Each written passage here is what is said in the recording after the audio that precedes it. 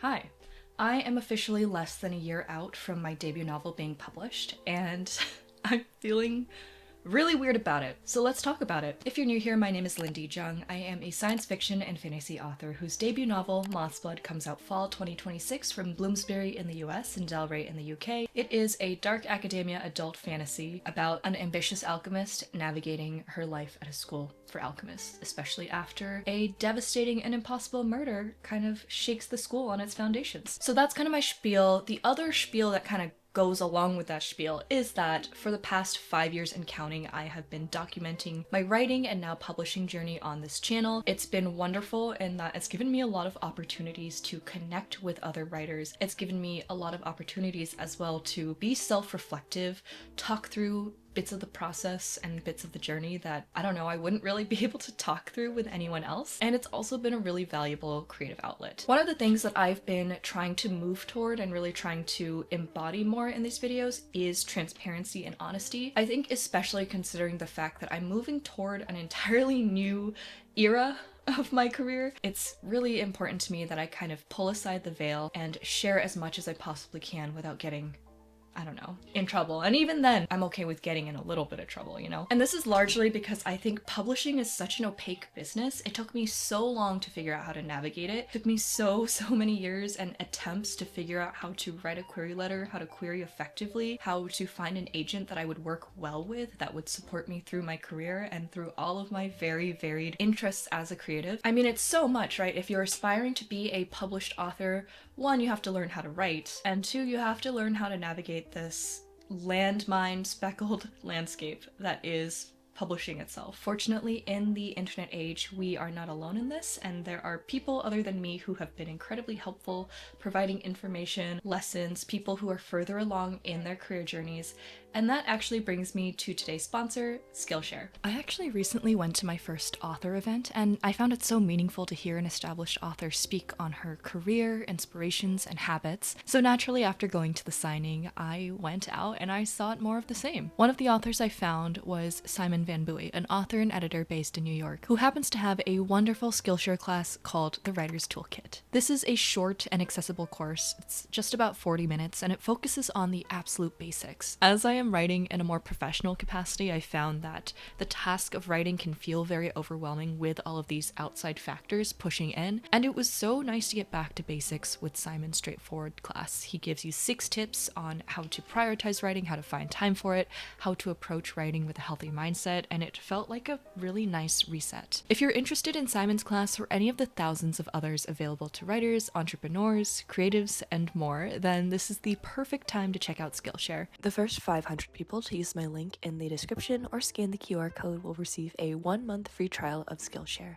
Get started today. Thank you so much to Skillshare for sponsoring this video. Kicking into things, I guess this is kind of this month's version of the Honest Author Chat. It's actually like the Sunday before Thanksgiving right now, but this will come out in December. So this is the December Honest Author Chat. I think that as the publication date for MOTHSBLOOD has crept up on me, so too has my anxiety about publishing MOTHSBLOOD and putting a book that I've written out in the world for people to perceive. There are a lot of reasons that I'm feeling less excited and more horrified, frankly, about this book coming out. One being my presence on the internet. I think we all kind of know that people who have YouTube channels, TikTok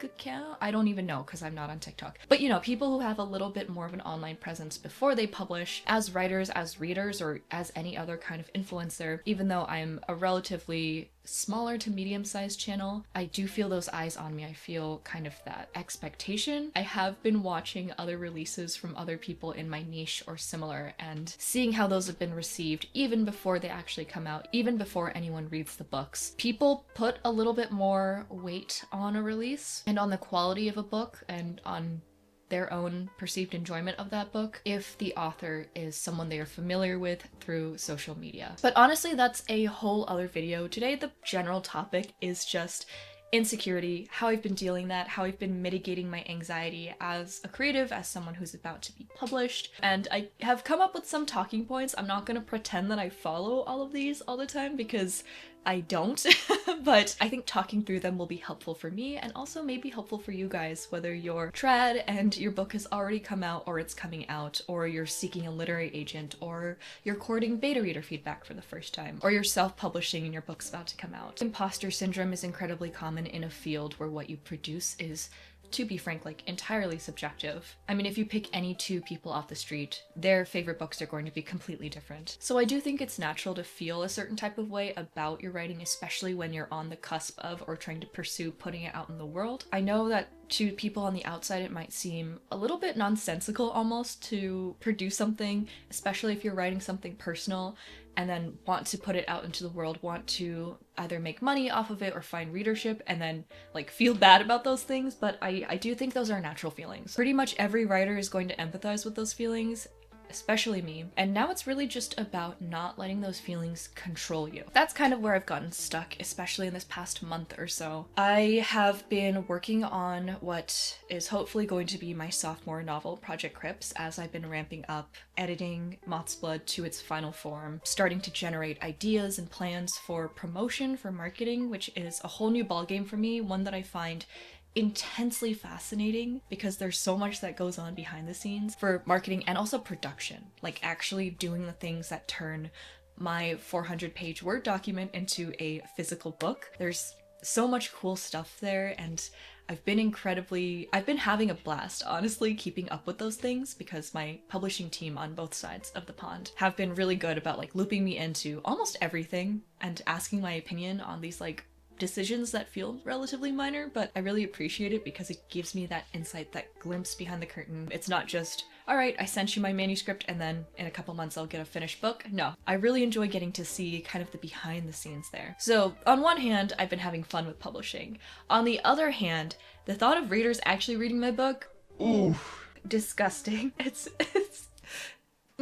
Every time I think about it, I feel like I'm going to collapse in on myself. And what's funny is that people have been reading my book, like throughout the whole process of working on MOTHSBLOOD for 4 to 5 years as a draft, getting an agent, going on submission, more revisions. So many people have read this book at this point, but they have all been either other writers or publishing professionals. And that is not the same as a general readership in my mind. I know there's a lot of overlap there, but people who are viewing my book either through an artistic lens and being relatively like objective in their approach to the material, and also people in publishing who are even more so being objective, trying to see the book through the lens of the broadest possible audience. That is entirely different from the folks who are picking it off the bookshelf in 10 months, oh my god, flipping through a couple pages, making judgments based off of the cover, the first couple chapters, people who DNF it, people who have visceral emotional reactions to the book, which is what I hope for. But I also know that some of those reactions will be negative.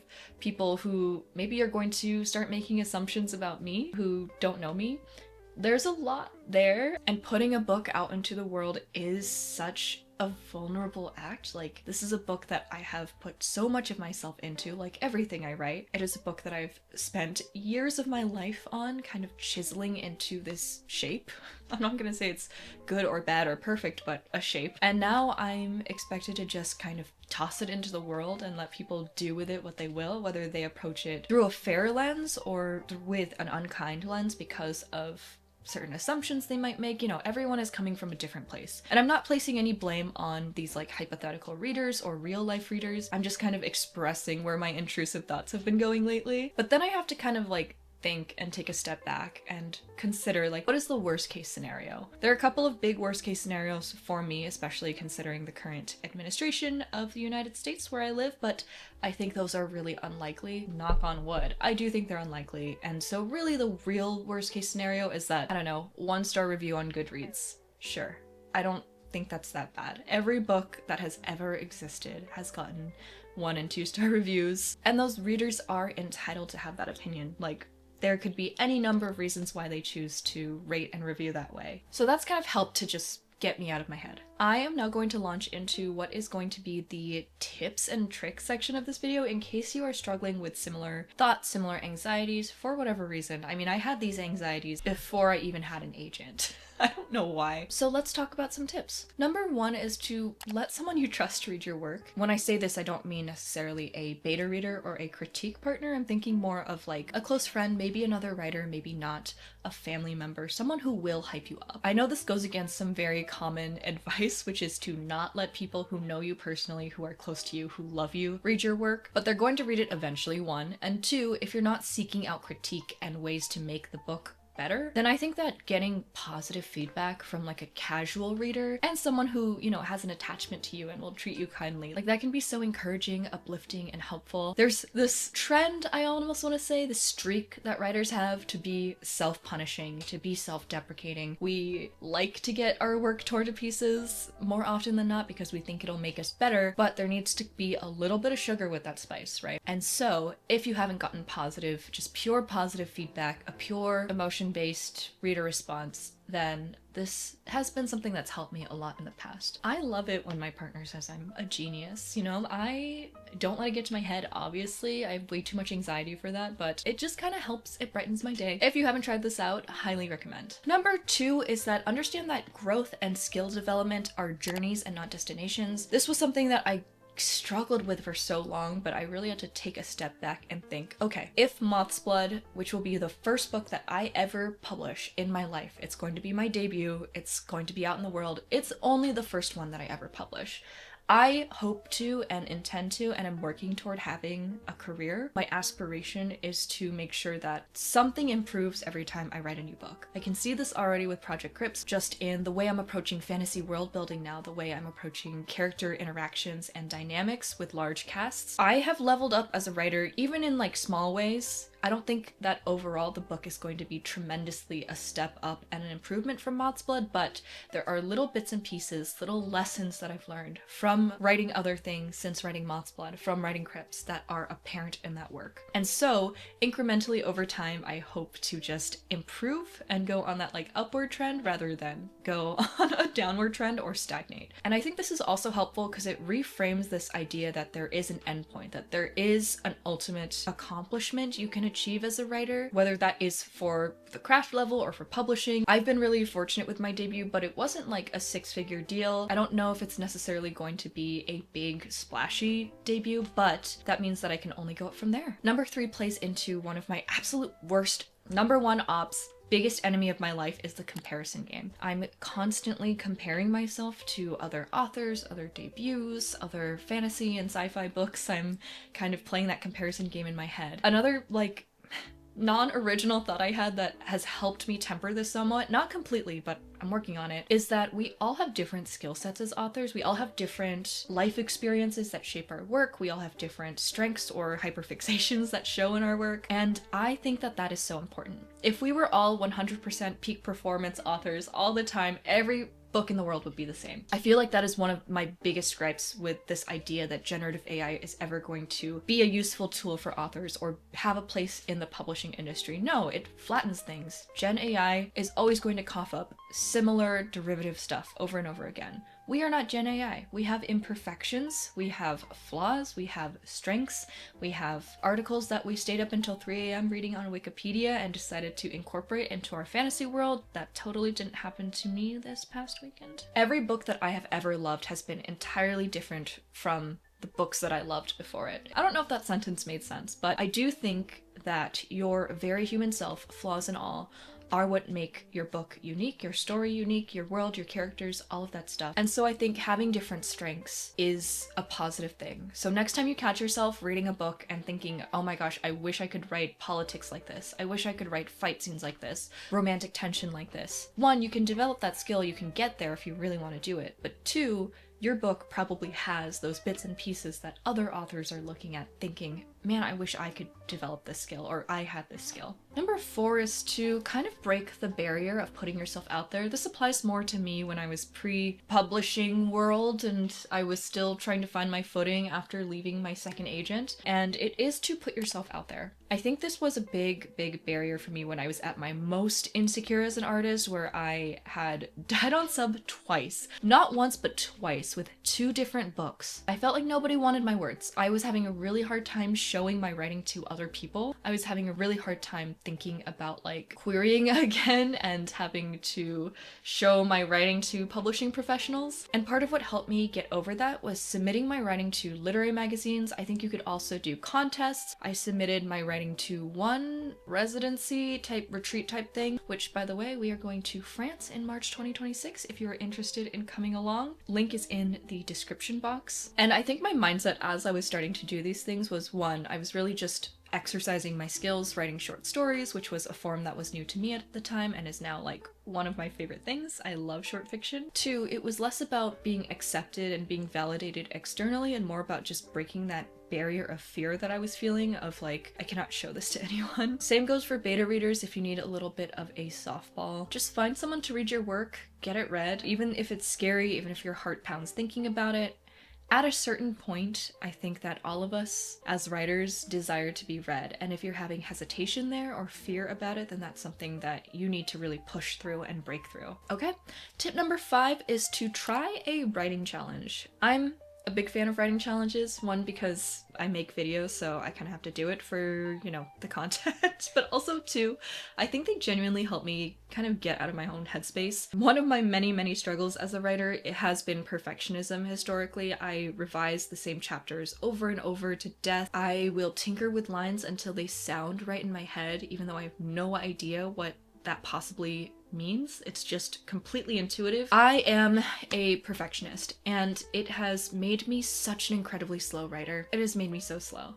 So in order to combat that, because I have deadlines and I need to get stuff done and I also have a 9-to-5, to combat that sort of perfectionist streak, I have been writing 10,000 words every weekend. So in 2 days, I'll write 10,000 words, well, 8,000 to 10,000 for Project Crips, and I'm giving myself permission to be quick, to be messy, to not care so much about the way a sentence flows or sounds, to not care so much about things that can easily be fixed in revision. Of course, the downside of this is that the structure of the book is a mess right now, but it's a problem for future me at this point. Right now, I'm just trying to break through one of my core misconceptions as a writer, which is that the first draft needs to be perfect. So I do really think that writing challenges, even if you're not filming content for a YouTube channel or for TikTok, even if you're not doing a 10,000 weekend challenge, which I do not recommend, frankly, they help you break out of your own head, they help you get unstuck, and they push you to new limits, which I think that as writers, we do need to constantly push ourselves and try different things. Like, again, I don't know if this is the same for y'all, but I am terrified of stagnating. I don't want to write the same stuff over and over again. I want every book to challenge me in different ways. Every book that I write, every story that I write. So this is something that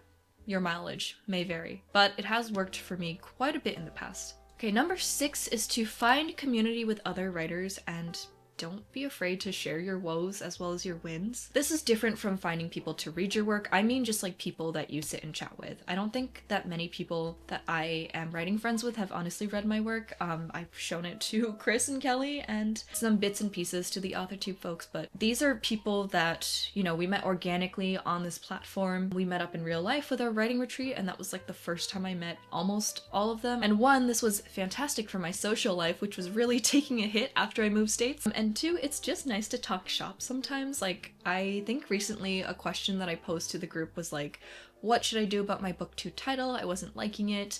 I still haven't figured it out, but the conversations that we have about silly little topics like this, even when we aren't actively always beta reading each other's stuff, they're really fun and they're really fulfilling. And these are questions and concerns and woes that my other friends who are not writers, who I love to death, are not necessarily going to get. Knowing that I'm not alone as a writer, knowing that there are people cheering me on, there to share with my woes, that there are people I can show up for in various ways, it has really helped my mindset. And because writing is such an isolating activity, like almost all of the time you're really just sitting there hunched over your keyboard hallucinating scenes and writing them down. If anyone else is doing that, I don't know. I think it is healthy and helpful to branch out and find that community.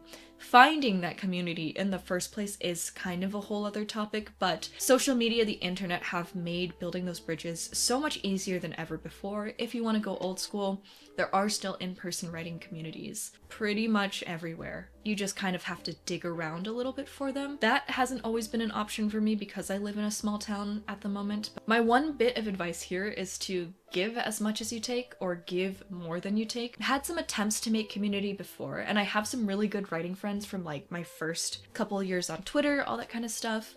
But there were some interactions I had where I was feeling so incredibly drained because either their person was sitting in my DMs complaining constantly or they were not reciprocating beta reads. So just be mindful of how you approach these interactions. It's not something, I think, like any relationship, any friendship, you just need to be there for other people. You can't just be a leech and take for yourself constantly. I don't know if this is something that needs to be said, but based off of my previous interactions with a very small percentage of people, maybe, yes, it needs to be said. I also think feeling entitled to community, like, oh, we're both writers, so we have to be friends, or I watch your YouTube channel, so you should give me your time and space. That's another version of this where I don't know, that's not okay. Just let things flower naturally. Yes, reach out. Yes, be like, hey, we're both writers. What are you writing? Make that small bit of connection, but no one owes you anything. Tip number 7 is to actually read your own work as if you were a first-time reader. This is something that I love to do. I don't know if it's a narcissistic tendency or anything. I love to read my own stuff. Maybe not MOTHSBLOOD because I've read that 40 million times at this point, but I think I'll probably read it when it comes out as a book. If not as the audiobook, then as like the physical book itself, because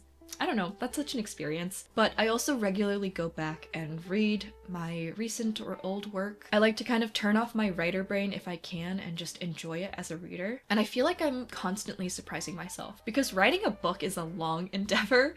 You forget what you put in there sometimes, and there are these little like moments of creativity or a cool idea or a cool piece of dialogue.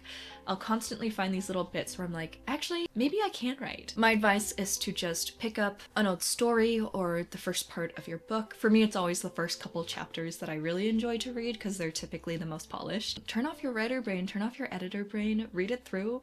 Pretend that you're a reader picking this up off the shelf for the first time, roleplay a little, and you might be surprised by what you find. Okay, that is pretty much it for the tip section of this video. I know this was kind of like a weird unstructured rant followed by a bunch of advice that was unsolicited, but I do appreciate you for sticking with it if you've made it this far. If you like this video, you know what to do. If you want to see more videos like this, or just videos in general about my publishing and writing journey, the lessons I learn on the way, feel free to subscribe. And if you're feeling any certain type of way about future publications or writing as a whole, if you're feeling imposter syndrome and anxiety about writing, I'm here, I relate. Feel free to drop your woes in the comments below or even DM me on Instagram. I don't always check, but I'm trying to be more present on that platform because I do think it is important for writers to have some social media presence, even though I freaking hate it. I guess YouTube is technically social media, but it's different because I'm actually like making stuff, right? It feels different because I'm exercising these creative outlets, whatever. I rant for another day. Yeah, I do think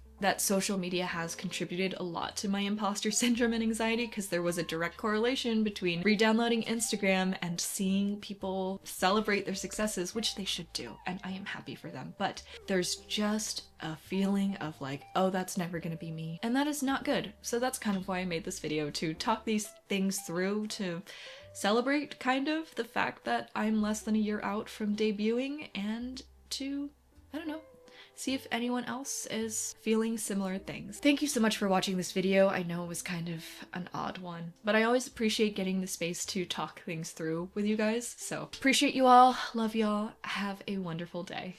Bye.